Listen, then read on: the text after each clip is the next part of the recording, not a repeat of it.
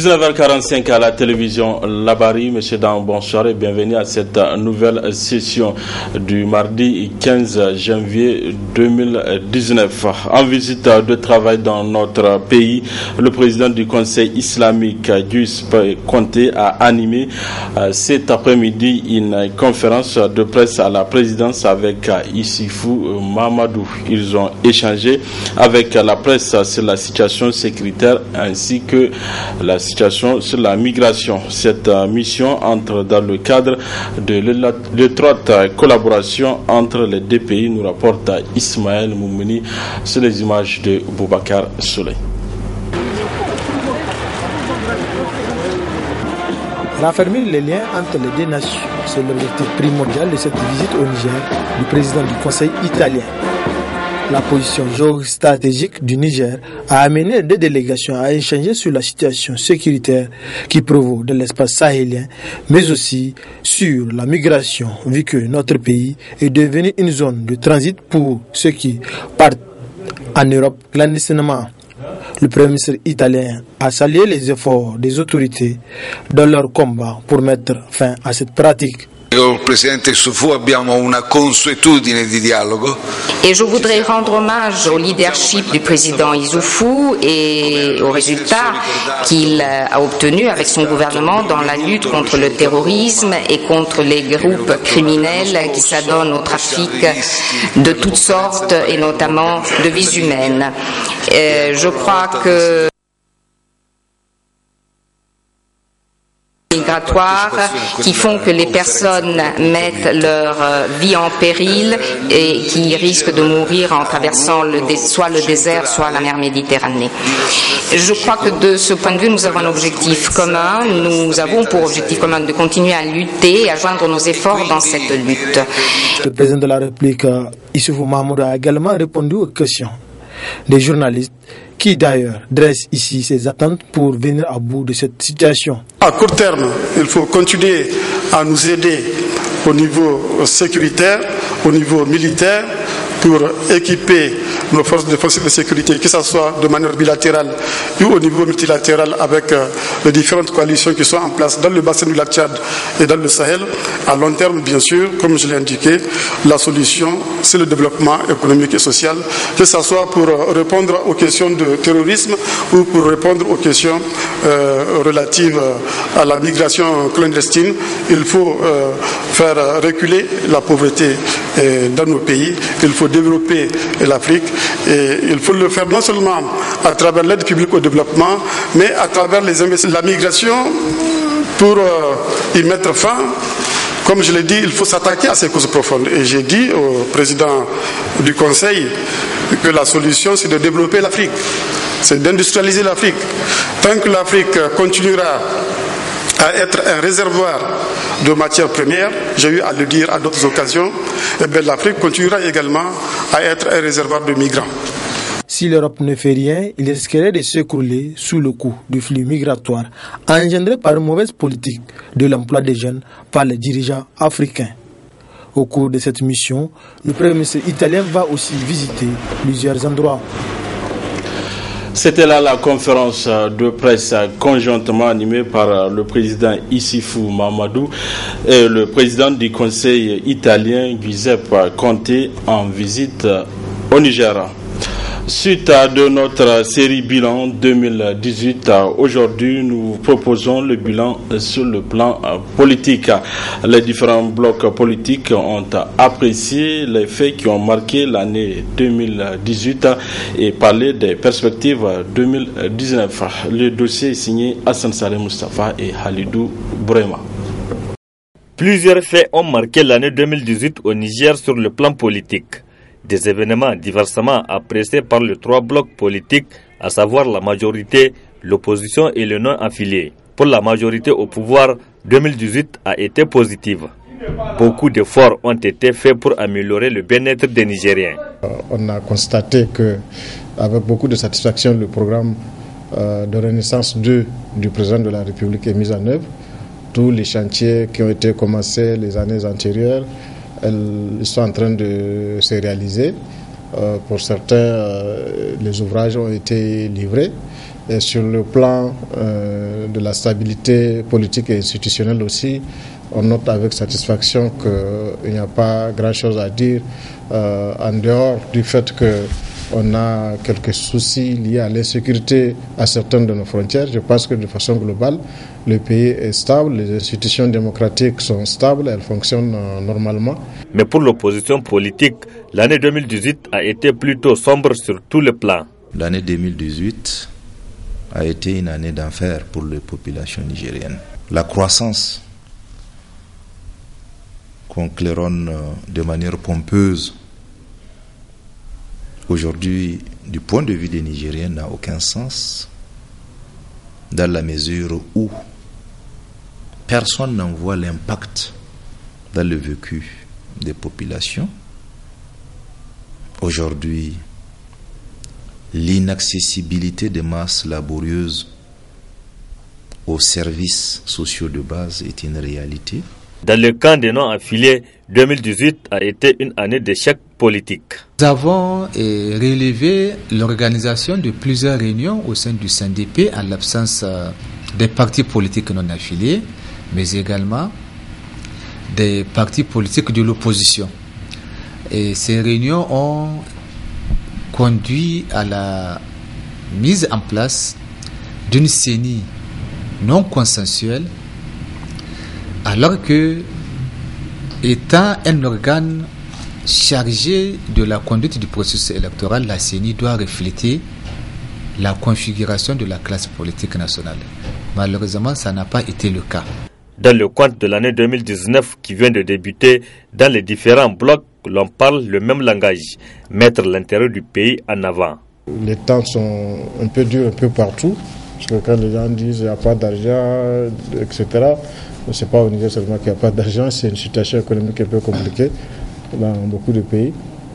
Mais le plus important, c'est de comprendre que nous devons faire les efforts nécessaires pour que notre pays puisse sortir du sous-développement et que dans les années à venir, qu'on considère l'État du Niger comme étant un État qui a fait beaucoup de progrès, une société qui a pu amorcer son développement économique dans l'intérêt de tout le monde.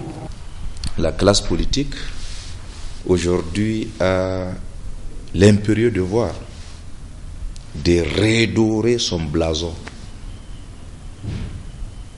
de mener la lutte résolue qui libère, de faire en sorte que tout ce à quoi nous assistons de manière impuissante puisse s'arrêter.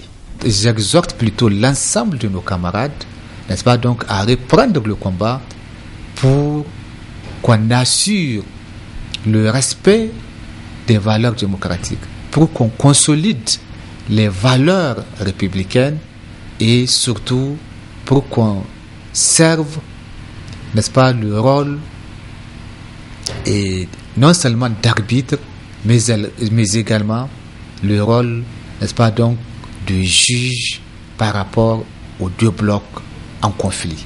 Parce que nous avons une grande responsabilité qui nous attend pour, n'est-ce pas, sauver la démocratie dans ce pays. L'une des conditions sine qua non pour la stabilité politique au Niger, c'est de créer un climat de confiance entre les trois blocs politiques, gage d'une reprise des travaux du CNDP pour permettre enfin aux Nigériens d'aller aux élections générales de 2021 dans la quiétude.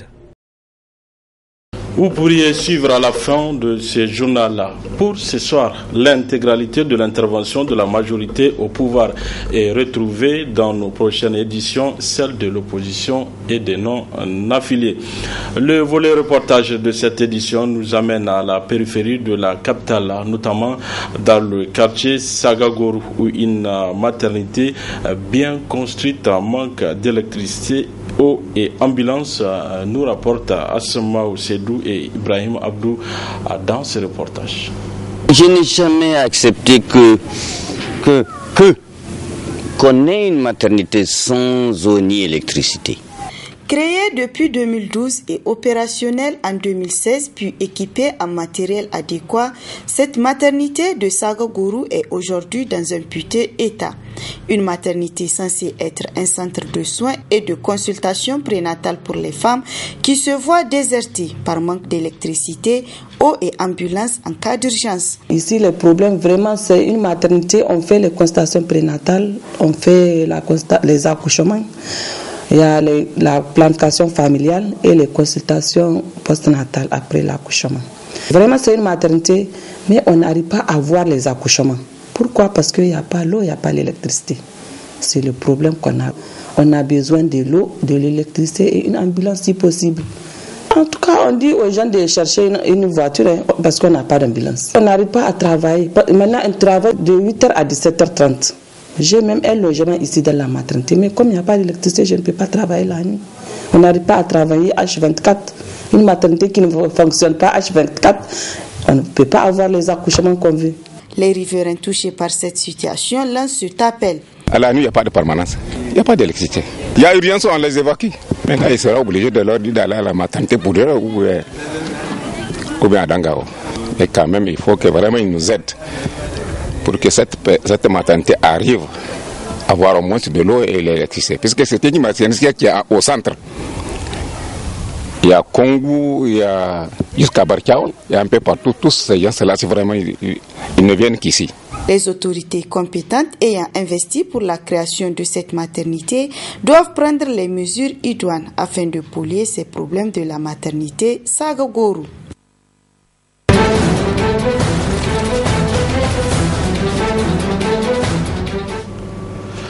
C'est l'un des principaux acteurs de la crise post-électorale en Côte d'Ivoire. Plus de 3000 morts en 2010 et 2011. Laurent Gbagbo va bientôt recouvrer la liberté. La CPI a décidé son acquittement ainsi que celui de son ancien allié Charles Blé Goudé. Le reportage avec nos confrères de France 24. C'est une décision historique. Ce mardi, la Cour pénale internationale a acquitté l'ancien président ivoirien Laurent Gbagbo des charges de crimes contre l'humanité qui pesaient contre lui. Idem pour Charles Blé Goudé, son ancien ministre de la Jeunesse. Le juge a précisé que l'accusation n'avait pas été en mesure de prouver la culpabilité des deux hommes.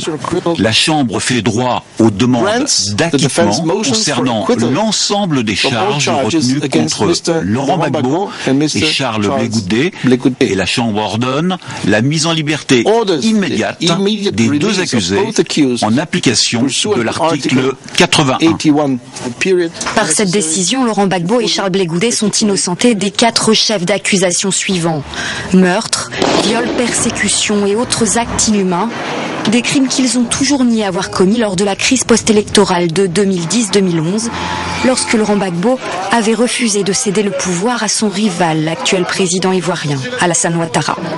En 5 mois, 3000 Ivoiriens des deux camps avaient été tués, plus de 150 femmes violées. Tout ce dont le président Gbagbo était accusé s'est évaporé. Il n'en reste absolument rien. Des juges compétents, des juges indépendants sont allés vérifier si toutes ces accusations étaient vraies ou fausses, et ils se sont aperçus qu'il n'y avait pas grand-chose dans ce qu'avait dit le procureur, dans ce qui avait été dit dans ces accusations. À la demande de l'accusation, la séance a été levée. Elle reprendra demain matin.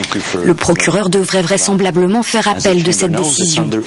Une décision qui, pour certains, sème à nouveau le doute sur la capacité de la Cour pénale internationale à condamner des responsables politiques de haut rang. À Nairobi, la police parle d'une attaque coordonnée impliquant au moins un kamikaze. Une nouvelle fusillade est donc en cours au Kenya, là où plutôt dans la journée déjà les terroristes somaliens et Shebab ont revendiqué l'explosion suivie d'une précédente fusillade dans un complexe hôtelier au cœur de Nairobi. Il y a au moins 6 morts et plusieurs blessés. Le reportage. Des voitures en feu, des habitants paniqués, après une première explosion ici, aux abords de cet hôtel de Nairobi situé dans un quartier huppé de la capitale. Je conduisais et tout à coup j'ai entendu des coups de feu puis une grande explosion. C'est alors que j'ai sauté de la voiture et j'ai décidé de me cacher en dessous. Rapidement, policiers et militaires arrivent sur place et facilitent l'évacuation de dizaines de personnes coincées à l'intérieur du complexe.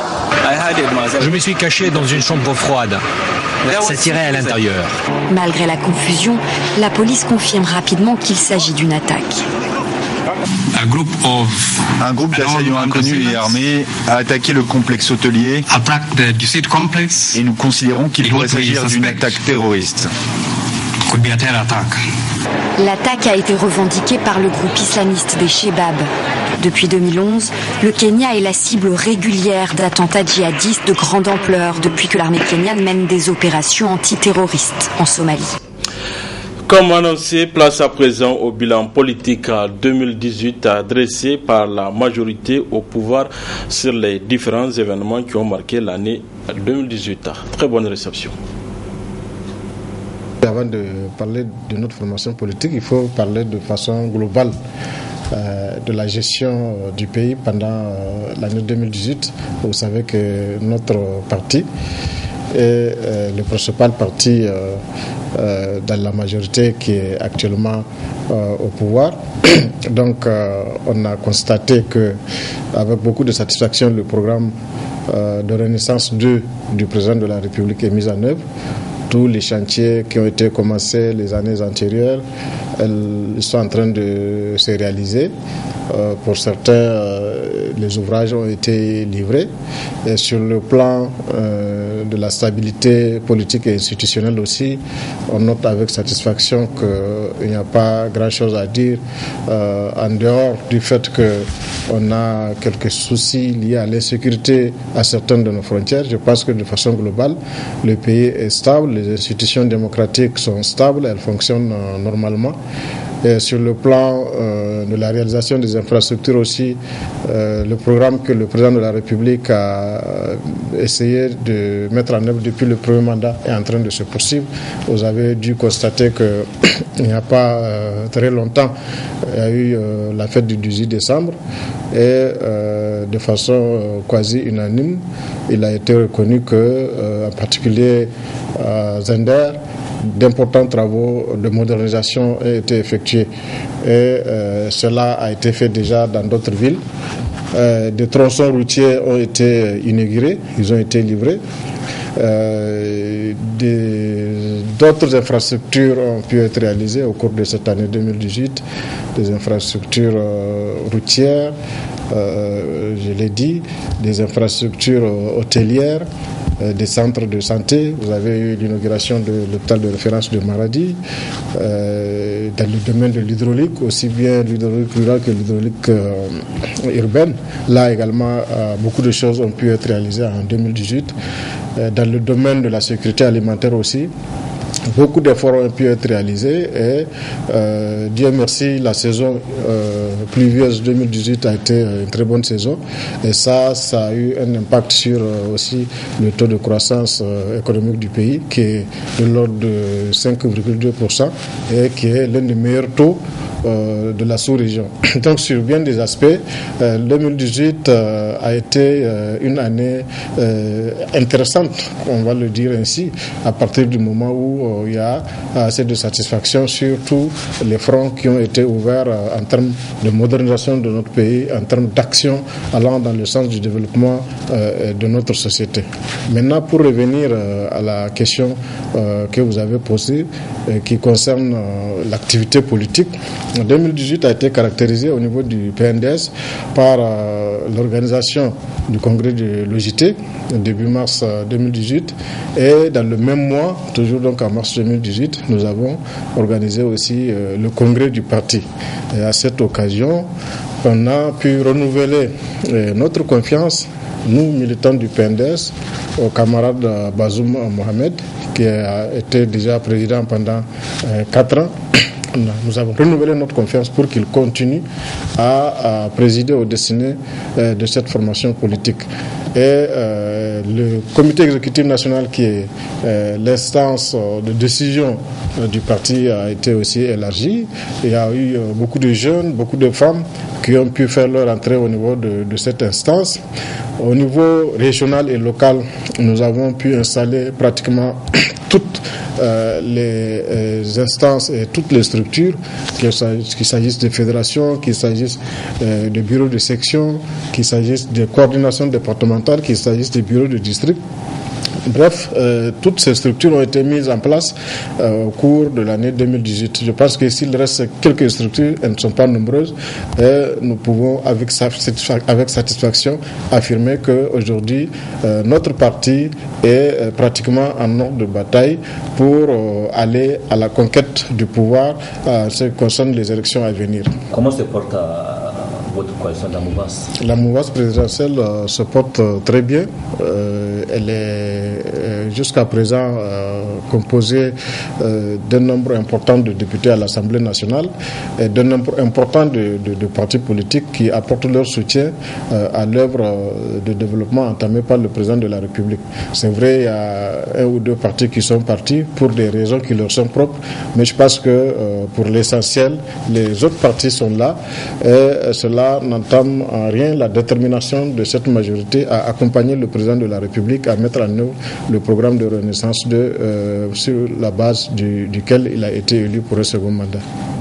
Oui, donc, le premier partenariat, quel a été votre partenariat avec l'opposition politique en 2018? En 2018, l'opposition politique a mené un combat qui n'est pas véritablement un combat en tant que tel. Si vous avez constaté les débats ces derniers mois, c'est autour d'un article du Code électoral qui fait référence à l'inéligibilité consécutive à l'emprisonnement. Bon, je pense que c'est un débat qui a été qui n'en vaut pas la peine, puisque les choses sont claires. Les dispositions du code électoral qui sont évoquées, elles datent du début du processus démocratique au Niger, donc depuis 1992, et les choses n'ont pas véritablement changé, ça a toujours été ainsi. Donc c'est un faux débat qui est entretenu. Je pense qu'en dehors de ça, il n'y a pas véritablement de problème entre la majorité et l'opposition. Vous savez, bon, les gens ont souvent de la mauvaise foi et puis ils développent des arguments entre guillemets qui n'ont rien à voir avec la réalité. Mais je pense que, comme l'a dit le président du parti lors de la fête d'anniversaire du PNDS, il vaut mieux qu'il s'attelle à s'organiser pour aller vers les élections à venir que de s'entêter dans des argumentations qui n'ont ni queue ni tête. Et on a vu jusqu'à présent les différentes formations politiques ou les différents blocs politiques qui n'arrivent pas à s'entendre et rester sur la même table au niveau de ce cadre créé pour justement régler les problèmes politiques. Donc je parle du CNDP. Et vous, à votre niveau, au niveau du PNDS, qu'est-ce que vous êtes en train de faire vraiment pour donner confiance à vos amis de l'opposition pour vraiment reprendre ce dialogue? Je pense que le dialogue, d'abord il faut le dire, c'est présidé par le Premier ministre qui est reconnu aujourd'hui comme quelqu'un d'assez sage.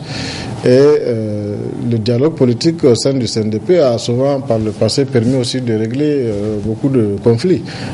Donc il ne s'agit pas de se mettre à l'écart et puis accuser la majorité de faire ceci ou cela. Je pense que si les acteurs politiques veulent que des problèmes qu'ils soulèvent soient réglés, qu'ils trouvent des solutions, il faut qu'ils viennent aux réunions du Conseil national de dialogue politique, qu'ils posent ces problèmes-là et qu'ensemble nous puissions les discuter en vue de trouver des solutions. Dans tous les cas, il n'y a pas un problème qui ne trouvera pas de solution. Nous sommes dans un contexte démocratique. Il est tout à fait normal que, aussi bien au niveau de la société civile qu'au niveau des acteurs politiques, notamment de l'opposition, lorsque on trouve que ce que le gouvernement est en train de faire ne va pas dans le sens de ce que eux ils croient ou de ce que eux ils pensent, il est tout à fait normal qu'il y ait des manifestations, qu'il y ait des prises de position. Donc c'est à mettre vraiment à l'actif de la démocratie. Maintenant, pour le reste, vous avez vu que finalement 2018 on l'a achevé avec la loi des finances. Ce qui a été annoncé comme étant trop négatif ou de nature à impacter sérieusement la vie des ménages, peut-être que ça n'a pas été ressenti, mais dans tous les cas, on est déjà en 2019 et dans le budget 2019 ici, il y a un certain nombre de mesures qui ont été reconduites et on n'a pas vu ces manifestations qu'on a connues en 2018 et je pense que les gens ont déjà intériorisé un certain nombre de choses. Du reste, si ça doit aller dans le sens de l'amélioration des conditions de vie des Nigériens, parce que vous savez, les choses ne se font pas pour que immédiatement on sente les effets, mais souvent c'est sur la durée. Si tout cela est fait pour aller dans le sens de l'amélioration des conditions de vie des Nigériens, dans le sens de l'amélioration des finances publiques, je pense que c'est une bonne chose qu'il faut encourager. Oui, donc récemment, une étude menée par l'ASDEL a parlé de la gouvernance, notamment selon les résultats de cette enquête, de cette étude, près de 2 sur 3 Nigériens, donc 2 tiers des Nigériens estiment que le Niger est conduit sur une mauvaise direction et 1 tiers pense que leurs conditions de vie ne sont pas du tout bonnes. Comment vous avez fait ça?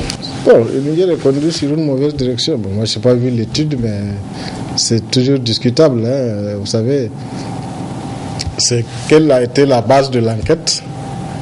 Est-ce que ce sont des affirmations qui sont faites sur la base de quelques personnes interrogées? Je n'en sais rien. Je n'ai pas les résultats de cette enquête dont vous parlez. Maintenant, on peut produire aussi d'autres arguments sur la base d'un certain nombre d'indicateurs qui contredisent ce que vous êtes en train d'affirmer.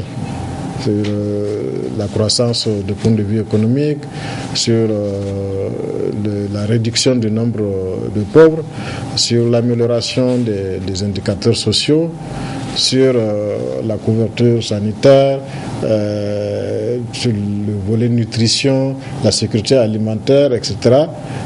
Sur beaucoup d'indicateurs, on peut avoir des chiffres et des données qui vont plutôt à contresens de ce que vous affirmez. Donc moi, je ne suis pas tout à fait d'accord avec cette affirmation. Donc parlons sécurité à présent.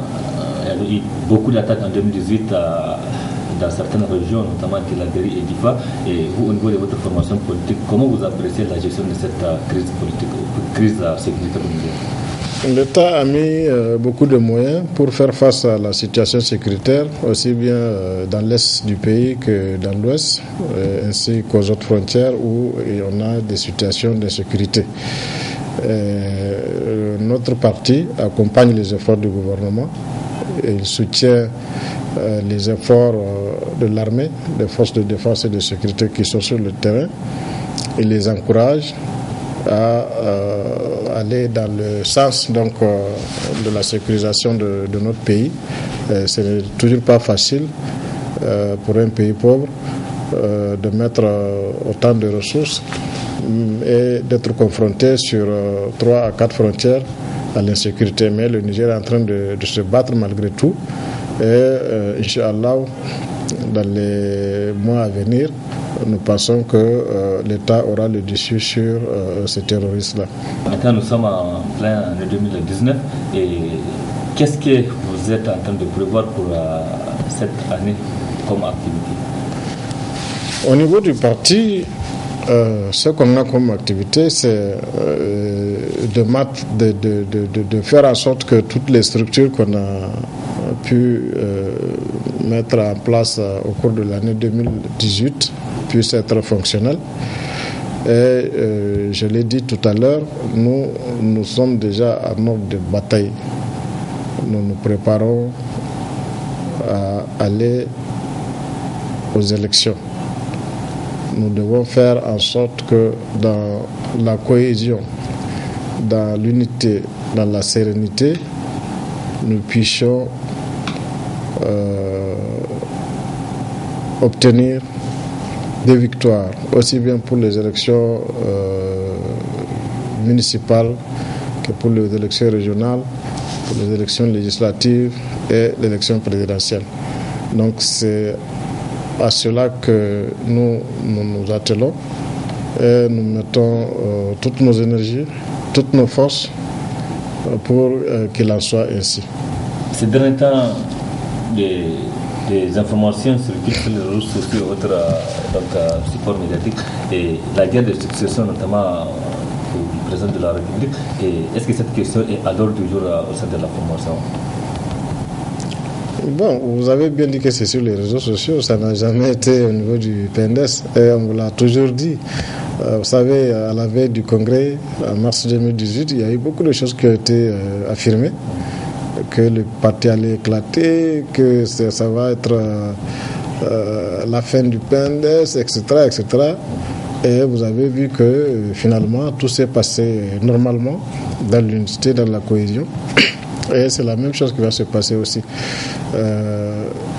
Pour le choix du candidat, on l'a toujours fait depuis que le PNDS a commencé à exister. Le candidat a été choisi par un congrès. Et c'est ce qui va se passer aussi. Donc là également, les gens ont beau raconter ce qu'ils veulent, c'est pas cela qui va se passer.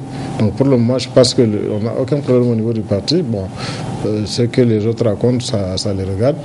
Nous avons des objectifs en vue et c'est par rapport à cela que nous travaillons.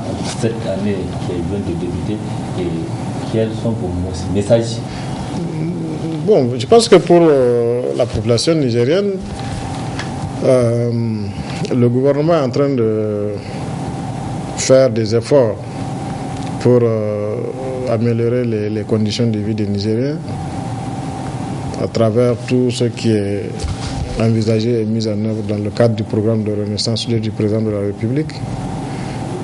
Vous savez, mais dans le programme de la Renaissance 2, il y a un accent particulier aussi qui est mis sur la renaissance culturelle, donc, sur le comportement à changer au niveau des Nigériens. Là, c'est à tous les niveaux, que ce soit au niveau individuel, au niveau collectif et sur bien des aspects, que ce soit au sein de l'administration, dans la vie quotidienne. Donc il y a un certain nombre d'attitudes que nous devons changer. Sans cela, il est difficile, quels que soient les efforts qui peuvent être entrepris au niveau de l'État, de pouvoir faire le saut qualitatif nécessaire. Donc les temps sont un peu durs un peu partout, parce que quand les gens disent qu'il n'y a pas d'argent, etc., ce n'est pas au Niger seulement qu'il n'y a pas d'argent, c'est une situation économique un peu compliquée dans beaucoup de pays.